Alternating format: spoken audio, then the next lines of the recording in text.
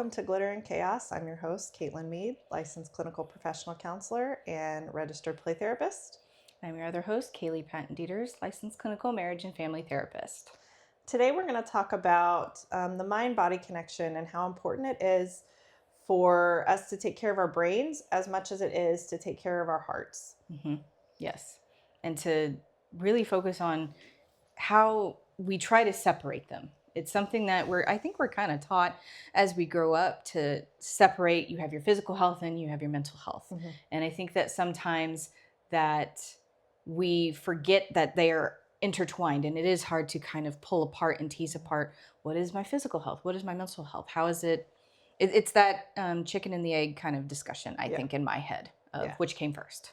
Well, and I think too, like there's been so much stigma. There's been so much taboo around the discussion of mental health that we often forget that your mental health affects your physical health affects your mental health. Yes. And that you can't have one without the other. Sorry, not sorry. Like you can't. When you're not physically healthy, it affects your mental health. When you're not mentally healthy, it affects your physical health. It affects your motivation. It affects all of the things. And one of the things that we notice in practice, like in our practice and the things that we notice just in general, is that sometimes people don't take their mental health as seriously as they take going to a physical doctor. They view mental health sometimes as the luxury rather than having the same importance, the same weight as going to your primary care physician. And I think part of that falls on the way society has viewed it. And so, part of the reason we do this podcast is to hopefully change that, to sit there and to say, hey, this is just as important. This should be just as much of a priority. They are parallel and not scaled. Right. And I always say this, it's like grief and joy hold hands together. Your mental health and your physical health hold hands. Yeah. Like you can't have one without the other. And so what we wanted to talk about today is the importance of that, and the importance of recognizing that you need to take care of both. And I don't want to sit there and be like, okay, yeah, let's add this to your list of things that you need to take care of, because hello, we all already have enough to take care of. But it's recognizing that when you're taking care of one, the other one is going to, naturally follow. I call it the umbrella effect. Like there's going to be tendrils of, if you're taking care of your medical health, there's going to be tendrils and wisps that affect your mental health as well, and vice versa. If you're taking care of your mental health, you're going to have these tendrils are the best kind of wisps, or kind of like what you see when snow is going, little particles of effect on your physical health as well. And that's why it's hard to tease it out sometimes, is what is affecting what, because then it can also be a beneficial one too. Yeah. And I guess when I use this example, I can tell if I haven't taken the time to walk on the treadmill, or I haven't taken the time to eat healthy, or I am just kind of not paying attention to my body, or even when I'm sick, when I have a cold, and I'm not as productive physically as I normally am, because I'm a pretty physically active person. I can tell I can feel the toll it plays on my mental health, as far as then I'm lacking motivation, and then I'm feeling just kind of like it just doesn't feel good. It feels like, I don't know, my anxiety starts to ramp up, and it's I need to be doing something. I want to be doing something, or I just kind of feel not great about myself. I start to internalize, and we've had this discussion before in one of our previous podcasts when we talk about imposter syndrome, we talk about self-doubt. I start to self-sabotage when I'm not taking care of myself physically. That's when my insecurities start to come out. And so I notice a big difference when I'm not in tune with my physical health. how it affects my brain. That chaos, the life of or the chaos of life rather, is what is affecting at that point in time. Right. It's how do I manage this, and this with this maelstrom of everything happening at me, to me, with me. And it's hard sometimes to manage the things that you know that are the most beneficial for you. Like you were saying, getting on the treadmill, just walking. That is beneficial for your physical health, your mental health. It keeps with a routine. And when life happens and that chaos of life happens, a lot of, some of that can just be like, I have to Give it up somewhere. Something has to be given up. I have to figure it out. Something's going to go by the wayside because it's not necessarily your personal priorities are changing, but the physical manifestations of the priorities are kind of changing because something is more acute or something. We have demands elsewhere. Yes. Yeah. So it's reorganizing it, but then it's reorganizing it to a point to where you're not overwhelmed in that chaos of life. It's not overwhelming to you. You want to dance in the chaos, but not be thrown off left stage, Right. And that's hard. That's hard sometimes to manage all of it. Yeah. I mean, we're one person. You're one person with only 24 hours in the day, which I think sometimes we try to invent like 28 hours. Well, and then part of it's sleeping, if you want to knock it back. If you're thinking of a pie chart of a day, you have to knock back, ideally, hopefully we're aiming for 8 hours of sleep. If not, that's something, we should do a one on sleep. Anyway, we're going to continue. So I fail. I can't tell you the last time I got 8 hours of sleep when I wasn't like sick or yeah. But if we think about with the 24-hour example that you were giving, we have to take plus or minus 8 hours out of that day. So then that's quick math I don't want to do right now. We're therapists for a reason. We don't do math. I think that's 16 hours. No. No, way off. Way off. Hold on, 24. Yeah. Minus 23, 22, 21, 20, 19, 18, 17, 16. No, 16. Are you right? You were right. I did math. We're therapists for a reason. We don't do numbers. Yeah. We have very few numbers that we have to deal with, and those we know very well. I tell people I went into this field for a reason, and it's because I suck at math, and I avoid all numbers with all possibilities. Yeah. So as we digress, so we get back to those hours that we have in the day. That's not even accounting the everyday things we have to do. Right. On top of taking care of ourselves and putting ourselves as a parallel priority to some of the other things. Right. Adulting, parenting, wifing. Taking kids to places, making sure that you have all your appointments scheduled, making sure that, just all of the continual internal to-do list is sometimes so loud. And sometimes it's like, well, you know what? I'm going to sacrifice my activity, workout, hobby, favorite, preferred activity so I can get this done now. My rest time, my 8 hours of sleep will be cut down to 5 hours of sleep because I have to fit this in before I can go to bed, which then affects your next day. And it snowballs from there. And I think I know that I catch that like as I'm looking at the week and I'm going, God, I don't get to bed till 11 o'clock at night. I got to wake up at 5:45 and I've got to get ready. I've got to help my husband get our child ready and do all of these things and make sure that I'm ready for my clients and I'm in the right headspace for my clients and then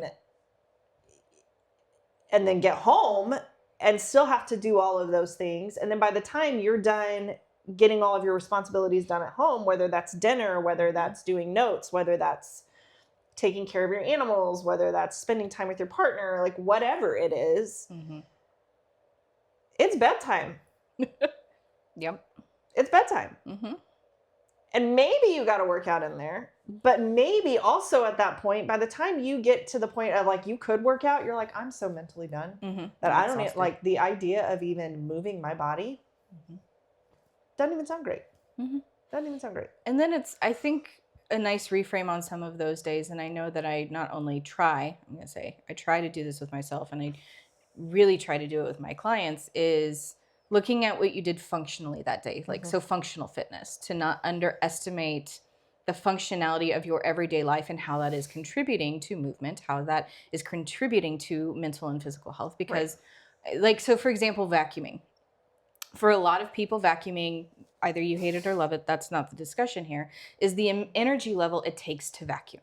For some people, vacuuming, if that's what they do that day, that's enough. Vacuuming takes a lot of energy. And if you have chronic health conditions, that is a big task for it to do. And so we think about, what did your body do to allow you to vacuum? Right. And how is that functionally helping you keep movement, keep you motivated to, like, let's say you have, you hurt your knee recently or something like that. How is that continuing that motion to keep you, to keep the knee lubricated and movement so it's not just sitting stagnant? You break it down and you look at the different functionalities of your day. And sometimes you're like, I do a lot more movement than I actually give myself credit for. And so it's not saying to replace whatever preferred activity that you like to do for movement. It's just on those days when chaos happens, it's noticing what you're doing every day that is working towards functional movement. And give yourself credit for that. And that's, and so that plays into that then also affects the mental health. When you give yourself credit for that, when you pay attention to that functional fitness, when you pay attention to that, I walked to get my lunch instead of driving, or I played on the floor with my kid, or I vacuumed, or I emptied the dishwasher, or I did those routines. I did the things that I'm supposed to do. That counts. That counts toward also taking care of your mental health. Absolutely. And it counts for your physical health. And it counts for your physical health too. And I think that's really what we wanted to hone in on today was, you have to take care of both. Like you can't just sit there and pick one over the other. Yeah. Because they coexist. Like they coexist. They're in the same orbit. It's not, well, I'm going to do this. I'm going to pay attention to my physical health. And then I'm just going to forget about my mental health. Like it doesn't work that way. And so I think, when we talk about this and we're trying to break that stigma and that taboo, and people are like, well, I take care of myself physically, so I'm good physically. I don't need to worry about mentally. Well, it's not it's not a blanket statement. There's no finite statement to it, because this is a constant mercurial change that's going on. It doesn't stay static. Right. There is this ebb and flow, give and take of, maybe one day you're going to be prioritizing more of your physical health for whatever reason, whether that be you're sick or you have an injury or you have something that you need to attend to. And then there's going to be some days where your mental health is going to be more of a priority, where you are going to focus on challenging those unhelpful thoughts, making sure that we're taking our medications if we're prescribed them. We are doing things that bring us joy, whatever that looks like. And ideally, you can find these micro moments of time throughout your day to hit both of those categories, and sometimes both at once. So like, for example, one that I'm trying to utilize a little bit more is dance. And so dance is, I have a history of dance. I love dancing. I used to teach dance. And so dancing to me and moving my body in that type of way is very therapeutic. It also gets into some somatic exercises as well that we can utilize to help calm our nervous systems. And so I have different songs that I like to jam out to, that I like to dance to. Singing is another great one. Now, I've never been convinced I was a great singer, but I'm not performing for anybody. I'm just doing what I need to do to help regulate. I mean, I'm convinced she is, because I can hear it next door in my office, and it's beautiful. So. Well, thank you. But really, what I'm trying to do is stimulate my vagus nerve, or the vagal nerve, and help signal to my nervous system that, hey, it's okay. We can have this moment to calm down. We can have this moment to rest and regulate in that moment. And for me, Singing and dancing are one of the easiest things to do because I have music with me at any given moment in time. I have playlists curated that I like. And if I happen to hear a new song and that's my new dopamine song, then I'll listen to that ad nauseum for however long I need. Until she On gets repeat. tired of it. Until I get tired of it. And then I find a new one. And dance is that way for her. One of the things that I do at home, like I can tell when anxiety is like ramped up for me and I am just feeling like keyed up, on edge. That's often when I'm like, hey, I'm going to go down to the basement. I'm going to hop on the treadmill. And it's that endorphin, it's that dopamine, it is that, and I multitask. So like when I'm on the treadmill, I'm either watching my favorite show, like I'm binging it, watching my favorite show, if my son is not in the basement with me, because oftentimes he likes to follow where I'm at, and I'm like, dude, love you, but like, I need my time. Mom is trying to like zero in.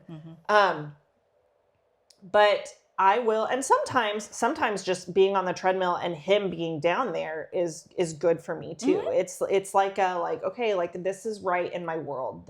I am surrounded by the people that I love and I care about, and I'm moving my body, and I'm setting an example for him to do the same. Yeah. But I can tell when I get on the treadmill, which I might dread right when I'm getting on it. I'm like, okay, here's 30 minutes of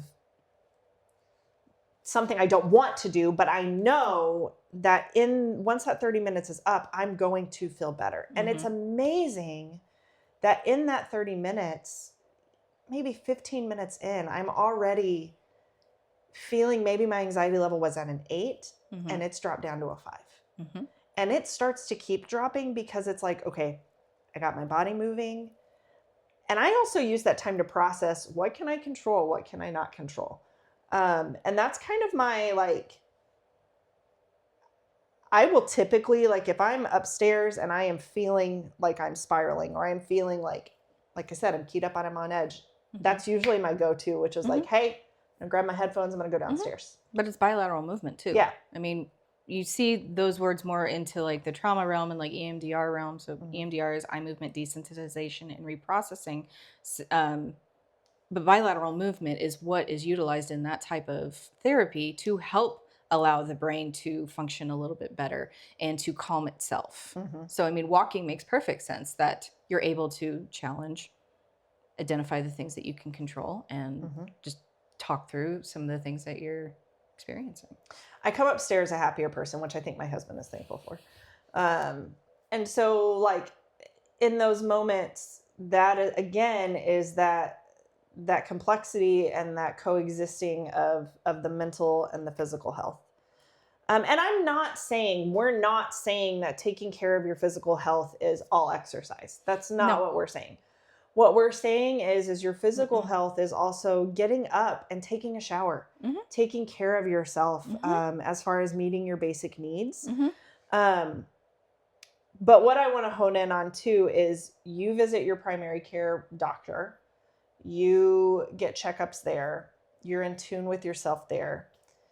It's important to be in tune with your emotions. It's important to recognize when things are not okay, and that there are resources and things to do, like to treat those things, which is why therapy is important. And this is not a self-endorsement for like, hey, come see us for therapy. Like, that's not what this is. What this is a, like, recognizing that you have to be able to understand that there are resources, there are help, like there is help, there is things you can do to take care of your brain just as much as you take care of your body. I want to go back to the shower thing that you were talking about, because this is something in the ADHD world a little bit more we talk about is, for many different reasons, showers can be a good and bad thing. Sensory. It's a big sensory experience is what I'm trying to say here. And some people, especially when we're having maybe a hard mental health day, it's like, the last thing I want to do is get up and shower. And yes, it is good for your body. It's taking care of your body, but it's also taking care of your mental health.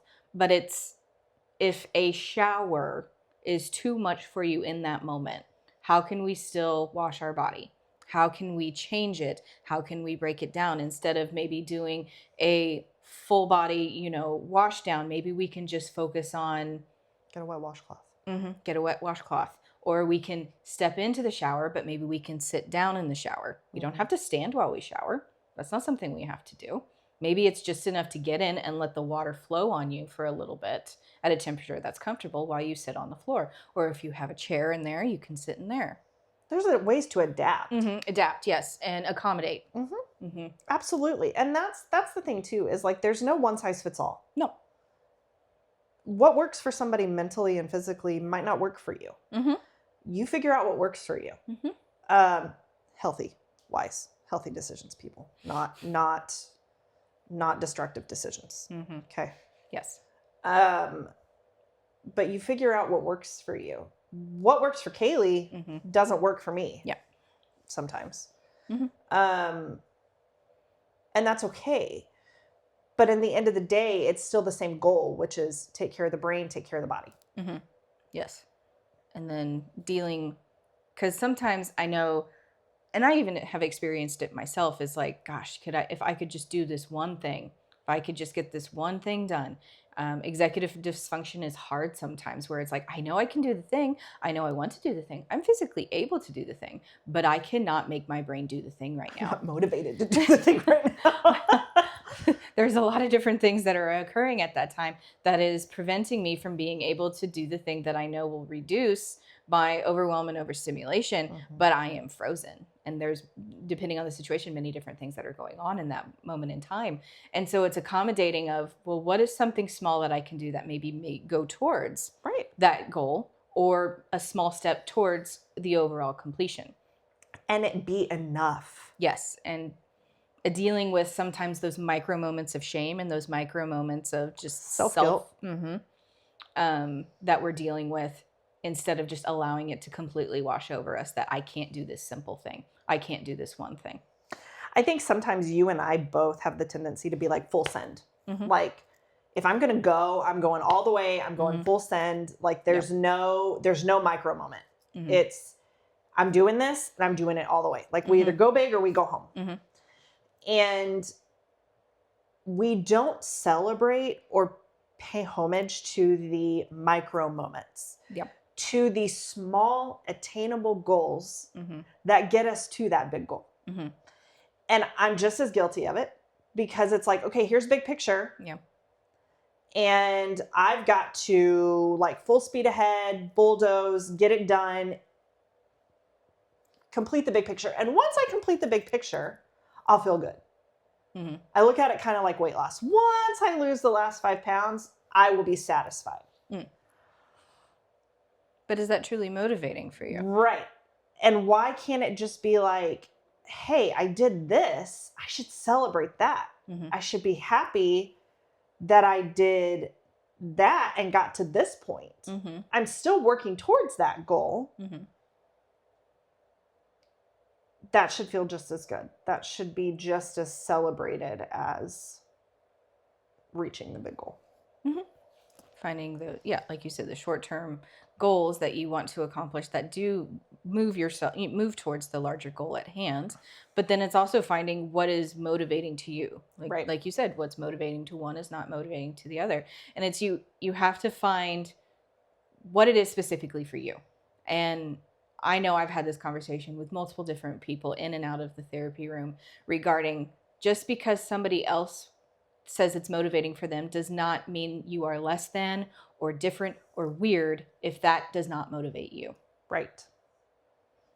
And you have to be able to find that one thing that helps you work towards that goal that feels in line with your values and how it's making you move towards your values in that situation. Right. And I look at it like from a kid perspective. So like I used to work in the school. And then just being a parent myself, what is motivating for one child isn't motivating for another. You look at like a multi-parent household, like I'll go back to like when my sister and I were raised. My parents definitely had to, their approaches had to be different with my sister and I, because what was motivating for me was definitely not motivating for her, and vice versa. And so they had to tailor how they approached us and how they did things, because approaching my sister the way that they approached me, yeah, good luck. So like, and looking at my child, having to figure out, like, trying the different things that motivate him. Okay, this one didn't work, so now I got to go this route. You know, and again, it's not because there's something wrong. It's not because it's a failure. It's because everybody's brain works differently. And everybody's brain has that thing that they are like, yep, this is the thing that I attach to. This is the thing that makes me goal-oriented, makes me motivated to reach that goal. And like Kaylee said, like what's motivating for one might not be for the other, but that doesn't mean that there's not a motivating factor. It just means you have to find what works. And that may change too. It changes over time and evolve as we change and evolve. As we age, like fine wine. As we wisen. We wisen. It's the same thing. Yeah. I like the fine wine. I like the fine wine analogy. So I would like to think that I'm aging like an expensive fine wine. Okay. It's good to know. Just see, that works for her. That works for her. And I think of wizened. Because I love words. She does love words. I'm big on analogies. So. And analogies are good. Don't get me wrong. That is one of the best ways to connect ideas and topics with people, is to find an analogy that they live with every day. Analogies and sarcasm are my... Yeah. Yeah. Clearly. So. As I use sarcasm in the moment. Yeah. We're both very sarcastic people. Yeah. Works for us. It's a motivating factor. So, well, we thank you guys for joining us today. We hope that you learned some things today, and that you're prioritizing both your mental health and your physical health. And if not, that maybe this was an eye-opener for you. Make sure you engage with us on our Instagram and Facebook pages. We'd love to have some deep discussions about different ways, or hear about different ways that you're taking care of yourself. Open to new ideas. What are those micro breaks that you're taking? Right. What are you doing during those micro breaks throughout the day? Right. And you posting that and sharing that might give some other people some ideas on things that they can try. So let's hear some ideas. Maybe we'll post a few of our own micro breaks throughout the day. Sounds good. Yeah. Sounds good. Well, I hope you guys have a great day, and we can't wait to see you next time. Have a good day. Bye. Bye.